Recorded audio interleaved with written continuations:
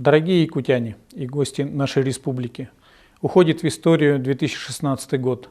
Год был богат на события, как для всей России, так и для Республики Саха-Якутия. Событий ярких, красочных, незабываемых.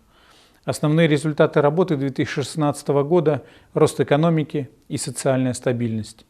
В уходящем году в республике активно шла работа по реализации приоритетных направлений социально-экономического развития и повышения качества жизни населения.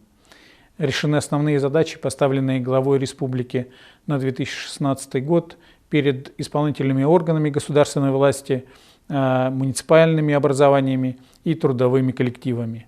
В канун Нового года мы приняли проект стратегии развития Якутии до 2030 года с целевым видением до 2050 года. В этом ключевом документе определены основные направления дальнейшего развития нашей республики. Дорогие жители республики, Якутия вносит достойный вклад в развитие Дальнего Востока и всей страны. В каждом достижении республики заложена частичка вашего труда. От имени правительства выражаю вам слова благодарности и уверенности в том, что наша совместная работа и в дальнейшем будет ориентирована на укрепление и создание гражданского общества во имя процветания родной республики и России.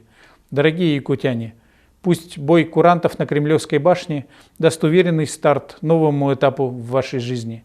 Я искренне желаю вам, чтобы 2017 год был щедрым на созидание, принес новые силы и стремительные успехи, мир и благополучие, подарил незабываемые встречи новых надежных друзей, удивил приятными сюрпризами.